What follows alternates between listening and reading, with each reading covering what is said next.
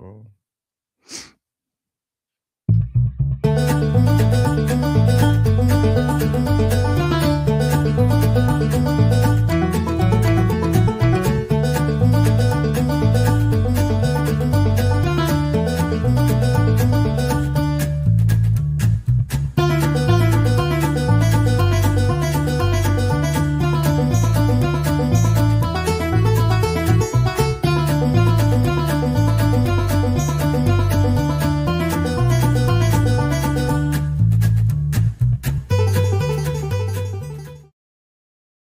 hey, good morning, everybody. It's good to see you, Shawn from Voices from the Dirt Road. Hey, it has been a great week. Been a crazy week, been a busy week, but that's okay.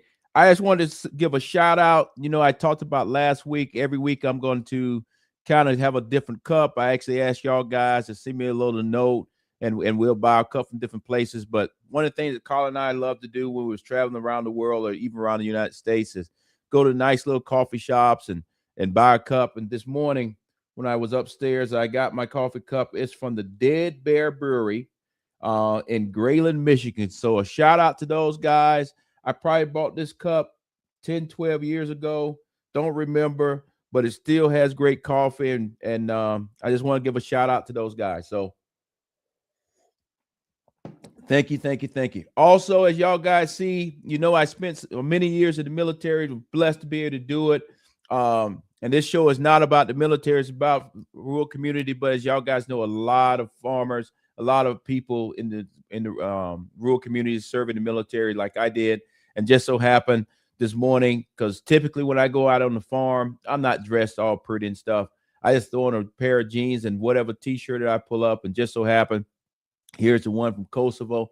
This is Bonsteel, is where the Army, U.S. base is at. I was in Pristina, there in the capital of Kosovo. So, but shout out to my international brothers and sisters that watch this show. So, thank you for supporting us. We look forward to seeing you sometime around the world as I get a chance to travel again. All right, let's move on to the stool and kind of lay out what this show is all about. As many of y'all guys know that follow us, I want to say thank you for continuing to follow us. This show is laser focused on the rural community, farming community, and anything that connects back to that rural community. So here it is. We base everything around this stool that you see. We're going to talk about livestock. We're going to talk about row crop. We're going to talk about forestry, specialty plants, but then all of it is tied back to the USDA and how we are all working as farmers or in the farm business or agriculture, that we can all work together and be successful. And as y'all guys know, we mentioned last week, we still are talking about the farm bill. It still had been passed, and I'll talk a little bit more about that as we go forward. But that is the basis of our show. I think it's important that every time I do a different episode, we're on episode 24, but y'all, can you actually believe it? This is our 24th episode. Hey, somebody sent me these little gremlins, because every once in a while, these little gremlins, they jump into the doggone show, and because this show here is homegrown, there's no Hollywood behind it. So if I touch the wrong button, I'll disappear. So I got me two little gremlins. These two guys here, they're gonna make sure that nothing goes wrong. But if something goes wrong, it wasn't me, it wasn't my team, it was another gremlin that got in there and got us all jammed up. So again, this show is laser focused on the rural community, and we look forward to getting your feedback, getting some questions, and all those kind of things. So let's move on. Let's talk about what actually happened on the farm this week. This week was an awesome week. We actually in 1 week had 2 calves on the farm. This picture right here is the last calf that was born on this farm yesterday. He ended up being roughly about 75 pounds. He was a big guy, and a little bull calf. And that's me out there yesterday. This is about 4 o'clock in the afternoon. So I walked out there. This Red Angus cow, she is very gentle. However, I got to give her credit. She had just had the calf. She wasn't really drinking the Kool-Aid. So she didn't try to hurt me or anything, but I did not get a chance to put my tags on that little bull calf, but she did allow me to get his weight and identify that it was a bull calf, and he is healthy. Matter of fact, as soon as I finish doing this show, I'll go outside because y'all guys know now with the time change, the sun doesn't really even come up until about 8 o'clock. So I go out and check on those guys. But that was the last calf of calving season here on our farm, and we're blessed that all the calves are fine, and we'll raise them up, and at some point they'll be weaned, and then we'll sell off all the bull calves, and we'll make selection on based on genetics. Based on genetics, we'll keep the best heifers behind and continue to grow our herd. So I'm not sure if y'all guys know, we started this herd after I came back home from retiring from the military.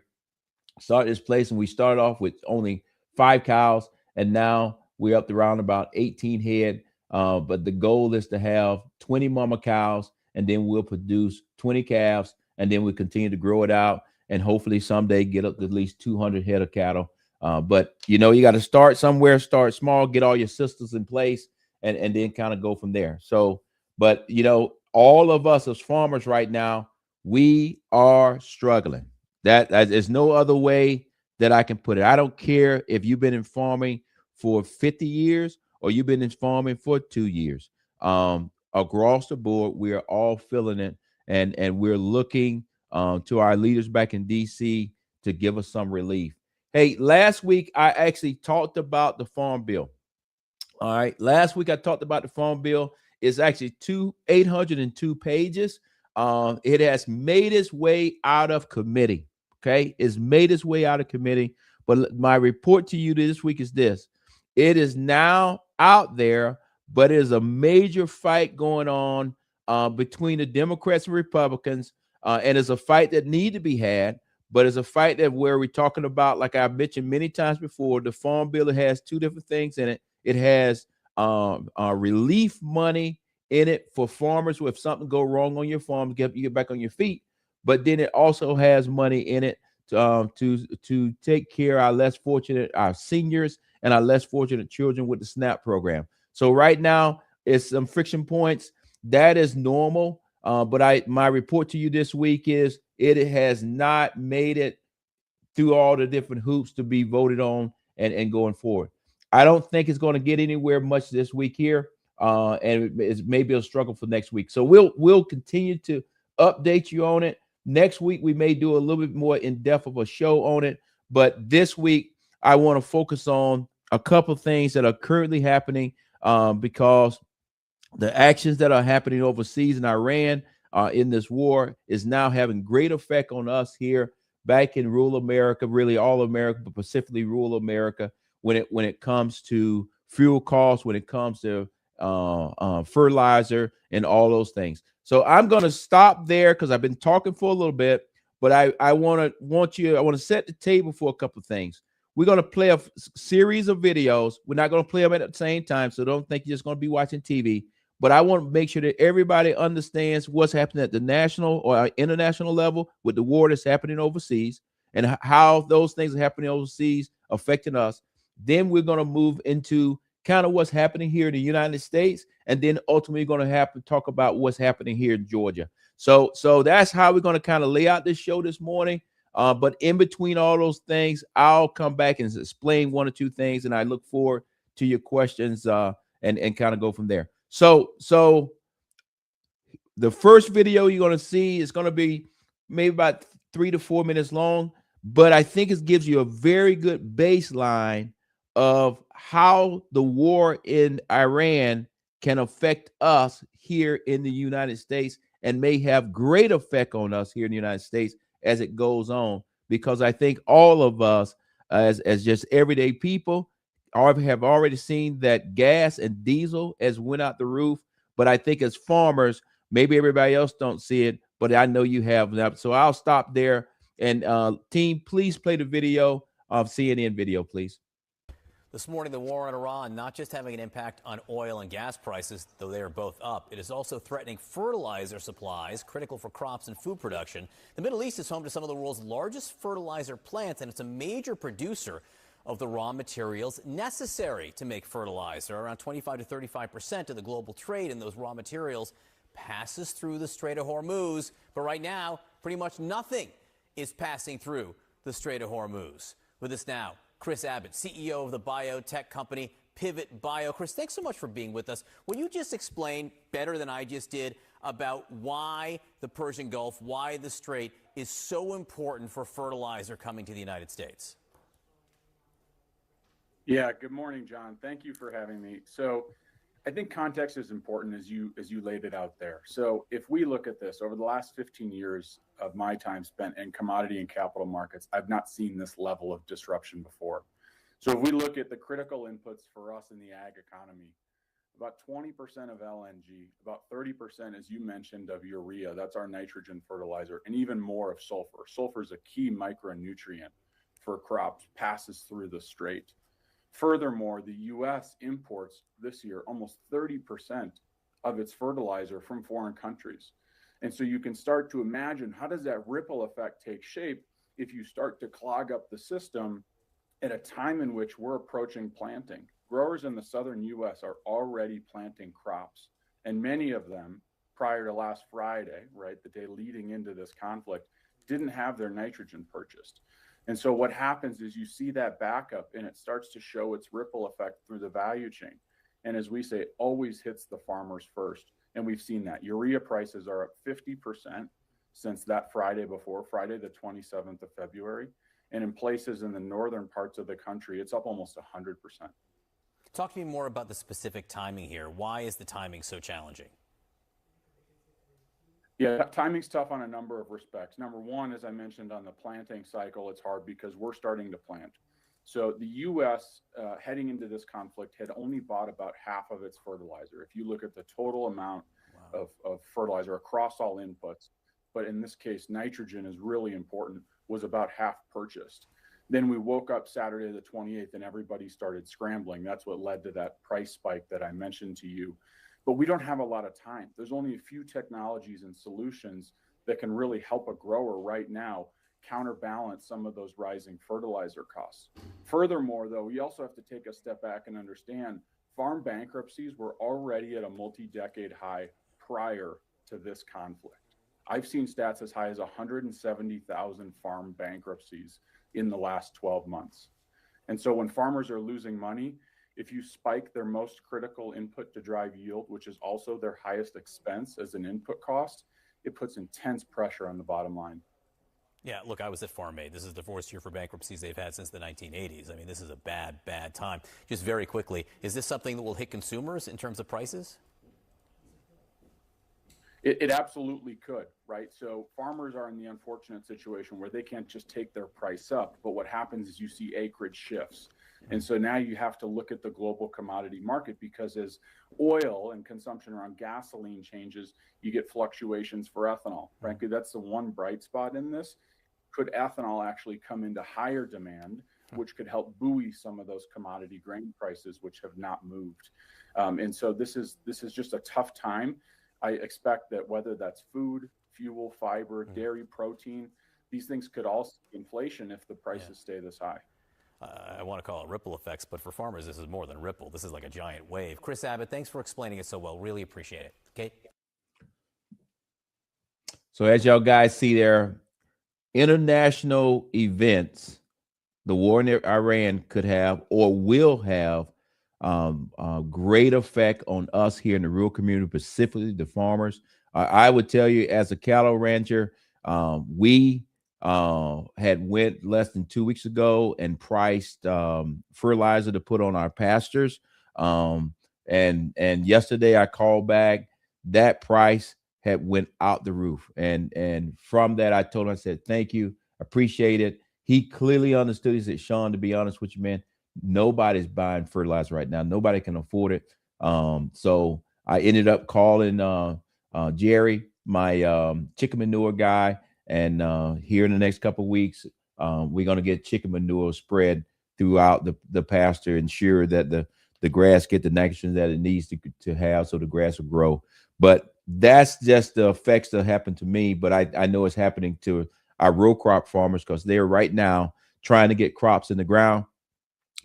Money is supposed to be coming in from the federal government, and some have received the money, but they hadn't actually bought their fertilizer and other products in advance, and now the cost is out the roof. So I'm not 100% sure is all the ends are going to meet or is the math going to math out. So we'll continue to monitor this, but I wanted you to understand it from the national, or I mean from the international level. I know y'all guys know I spent those years in the military, so I clearly know that region. And the Strait of Hormuz is very narrow. And Iran can dominate that particular area because they sit right there beside it. So, but I got confidence in our military. But it's going to be a tough job. But I think things are going to slow down a lot more as this war continues to we continue to fight it, and it continues to spread throughout the Middle East. So that was the international piece. Now let's come back into our country. Let's let Ag Day kind of tell us what's going on there. And then on the back end, I'll talk a little bit more about what's happening here in Georgia. As temperatures warm and the snow melts, many farmers are looking to get started with planting season. I'm Clinton Griffiths. The question is, with fertilizer prices soaring right now, could that change their planting intentions? Ag Day's Michelle Rook joins me. Michelle, what are you hearing out of farmers in the northwestern Corn Belt? So USDA's early projections indicated nearly 5 million less acres of corn in the U.S. this year and 4 million more acres of soybeans. However, at the CHS Ag Industry Day, I learned those shifts don't reflect early seed sales in the Northwest Corn Belt, where farmers were again planning on planting more corn. However, with fertilizer prices spiking and supplies in question, how much will that change their plans and the acreage mix? In 2025, Northwest Corn Belt farmers planted 2.4 million more acres of corn. And in North Dakota, early seed sales leaned that way again. It feels like our corn acres are moving up, just based on bags of corn sales going into through the year. The reason is profitability. Even though the corn-soybean ratio favors beans, farmers can bushel up with corn. I think we're going to see an increase in corn acres. I mean, just everybody was so impressed with their corn yields last year, and with the changes, with the varieties being so much better, I just look for corn to kind of continue to be king up here. The same trend is true in Minnesota, according to Kurt Akery. Actually, we added some corn. We added another 20% on the corn end, and cutting back on some wheat is what we're doing. South Dakota farmers planted a record 6.9 million acres of corn last year and could plant even more this year. And it's corn that has the higher yield potential. I know, like on my farm anyway, soybeans, we just can't get the big monster yields we'd like. So I know we're going to push the corn envelope again too. The one caveat is the Iran war has spiked fertilizer prices, and 10 to 15% of farmers still need to buy it. If they can't, then they'll probably go to crops that don't use a lot of fertilizer, i.e. like a soybean or an edible bean. On top of that, if China strikes a trade deal in early April, soybeans could rally to attract acres back. Number one thing is price. So that way, yes, it is on China. I mean, if we get a deal done and we're, $11 plus cash, guys will plant more beans. A huge rally in vegetable oil markets like soybean oil are also making similar crops attractive this year in the north. We're going to add some canola this year, which looks potentially profitable. Sunflowers could add, somewhere around that 500,000 to 750,000. So the loser may be wheat. I think we could possibly see close to anywhere from a 7 to a 10% drop in just wheat acres. However, like any year, Mother Nature will have the final say. If we're in early, there's a lot of corn going in. If not, a lot could switch to soybeans. So a lot of it will be weather determined. I'm Michelle Rook reporting for Ag Day. Yeah, as y'all guys can see, as we all know in the world of agriculture, it is timing.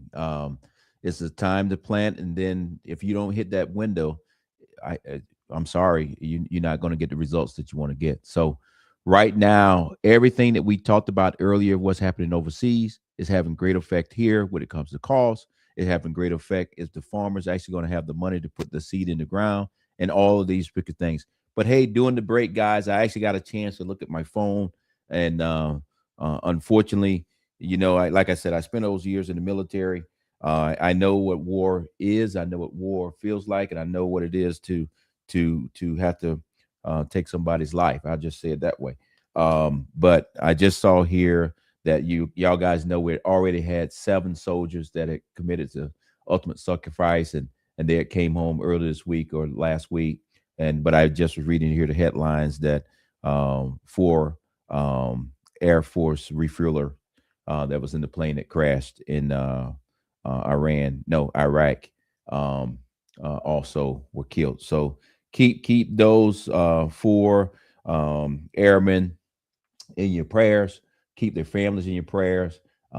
This war that we're in, and it is a war, but this war that we're in is real. It's not a video game. And when something happens to you bad in a war, you don't get to get right back up and restart again. So let's keep these are all of our soldiers, sailors, Marines, across the board, any and everybody, special forces, everybody, CIA, all our agencies that help us throughout the region over there. Keep them in your prayers. Keep their families in your prayers, because what we're doing is real. And I'm not going to say it's going to happen. It's going to end tomorrow.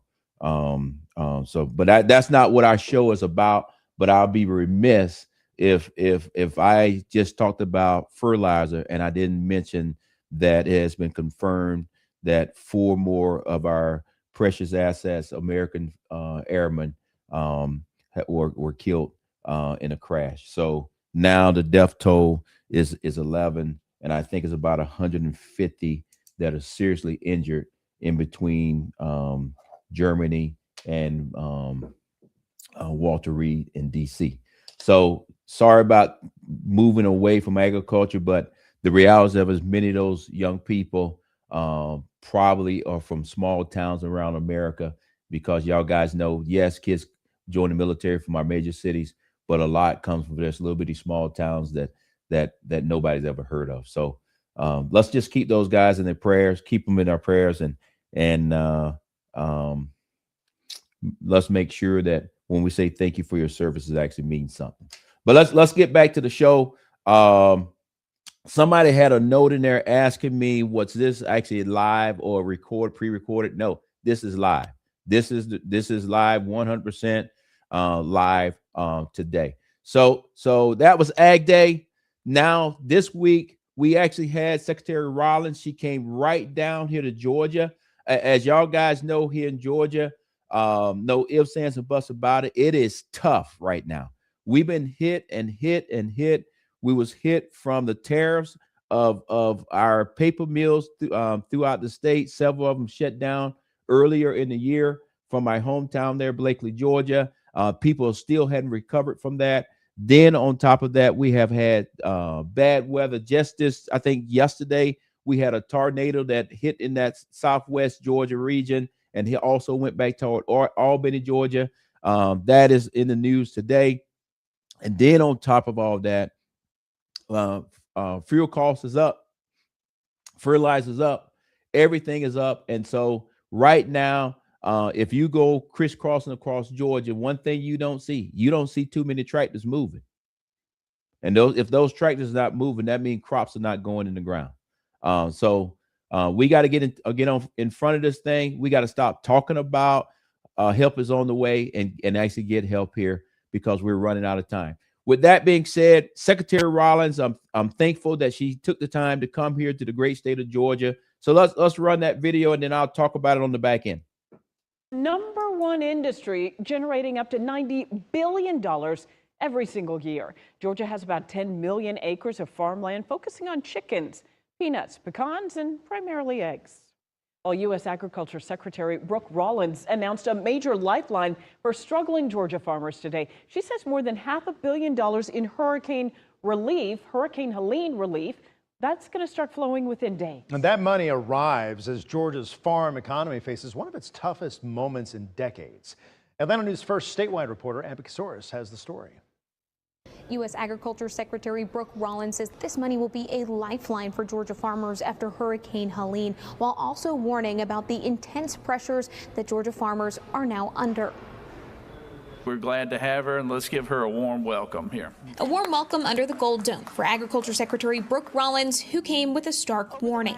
We know that this farm economy is the worst. Even though it is getting better, it is still the worst we have seen in decades, perhaps in our lifetime. According to the Georgia Department of Agriculture, Hurricane Helene wiped out about a third of Georgians' pecan and cotton crop and damaged 1.5 million acres of timber. A new federal block grant, more than $500 million, is meant to help farmers rebuild. State Senator and blueberry farmer Russ Goodman says it'll take a long time for South Georgia to look like it once did. So you have to get up every day and pull your boots on and go to work. New data from the American Farm Bureau Federation shows 27 farm bankruptcies in Georgia last year, more than double the year before. Even with new aid coming, farmers are still battling higher costs for fertilizer, equipment, and fuel. Georgia's Democratic Senators Raphael Warnock and John Ossoff say they've pressed USDA for months to unlock this money, calling it welcome news, but saying farmers have waited far too long. If America cannot feed ourselves, then we will lose what freedom tastes like. While Republican leaders at the Capitol stood beside Rollins, praising the current administration's broader farm agenda, including a bill they say will lower H-2A wage rates and boost support prices as another lifeline. Tough times never last, tough people do. Applications for the block grant open next week, and you can apply through the Georgia Department of Agriculture's website. At the state capitol, I'm Abby Kasoris. Yeah, I'm glad to see Secretary Rollins. She came to Georgia, but let me just maybe because I just talked about our fallen. I kind of probably changed my mind a little bit on a couple of things. But one of the things I learned from the military, and I think some of y'all guys know, I used to be a brigadier general, but that's here nor there. But I will tell you point blank, you can't fix the problem unless you truly identify that what the problem is and tell the truth about it. So as long as we are saying that we're okay in the world of agriculture, but then at the same time saying it's the worst time ever, we got a problem. Because until we actually say, okay, we got a major problem and how are we going to fix it, you're going to spend most of your time trying to be up in the cleanup department. So that's all I'm going to say about that, because I know every day farmers out there, they know bullshit when they hear it. There's no other way to say it. They know bullshit when they hear it, that somebody's trying to tell you is okay, it's going to get better. But at the end of the day, when you're on your farm, you can't get fuel because it costs too much. You can't even crank your tractor because you don't have enough money to make it go. And then on top of that, even if you could do all those things, you can't afford the seed or the fertilizer to put out in the field to make it go. So that's currently where we're at. We're going to continue to follow and report what we're doing. We're going to continue to try to come up with solutions and work with people here in the great state of Georgia and really around the United States on the rural community to say, okay, how can we help just hardworking everyday people? Because I guarantee you, when I get out of my house and go outside and then finally talk to my fellow farmers out there, that's exactly what they're going to say. They're going to say that all these meetings that we have and standing in front of camera, stop doing it. Go in the office and roll your sleeves up and actually get something done, and stop talking about money's coming or help is coming, and actually make help come. But so that's currently where we're at. We're going to continue to monitor and work and report what's currently happening. But what's happening here in Georgia is also happening all across the United States. And I'm just concerned that if we don't get out in front of it, a lot more farmers are going to have to file for bankruptcy, even if they want to or not. The bank is not going to lend them the money to get in another crop. With that being said, it brings me back to what I say every week. Keep our farmers in your prayers. Keep their families in your prayers, because every day 53, 55 farms file for bankruptcy across the United States. And with the situation that we're in right now, that's coming from overseas with the war, with the situation that you just saw, Secretary Rollins said that this is one of the worst times, but it's going to get better. Hopefully it gets better quicker. But all these are the stressors that are putting pressure on our farmers. And I just ask you to call this number 988 if you're stressed out, Call that number, talk to somebody, family members, make sure you call for them, get some help, because what we need every farmer to understand is that we love you, we depend on you, and we want you to be here tomorrow. So don't take a short-term decision for a long-term problem. So we can work our way through this. Farmers always help out other farmers, and that's what we're going to do. So please take the time to get some mental health. And if you're going in a crisis, like I said, call that particular number. Hey, I don't want to apologize, but I know the show kind of changed there a little bit after I looked at my morning news and saw what a plane it went down, and it was confirmed that those additional 4 soldiers or airmen had passed. But I know y'all guys know I spent many years in the military. I've spent many years in the Middle East. So I know we playing for keeps. I know they're doing an awesome job for the military pieces of it. But we gotta make sure that we tell the American people the truth and tell it to them in a timely manner, because with these 4 airmen who just was killed today, they'll start the process of, and we all seen it, they'll start the process of somebody going to their house and knocking on the door and telling their spouse and telling their kids that mom or dad or whoever is not coming back home. And that's where it gets back into, this is not a blue, red, in cream, whatever you want to say. This is an American thing. And those young men and women, regardless what branch of service they're in, regardless if they're in FBI, CIA, whatever agency they're working for is in, they are putting their lives on the line for us every day. So what we should do is do what we need to do to make sure that they're going to be safe. So that's not really part of the show, but at the end of the day, it is our soldiers, our military is the reason why we can sit here and talk about issues that are happening around the world, because they keep us safe. And then, as we also know, because of some things that are happening around the world, we probably now is going to start seeing some more terrorist attacks here in the United States. But we'll leave that alone. At the end of the day, I always try to keep y'all guys, give you a little bit of a nugget this morning. I've been going now for 32 minutes. The sun is about to come up. At least I think it's going to come up here in a little bit. It's going to be a great day. If I see you out somewhere, please stop me and say hi.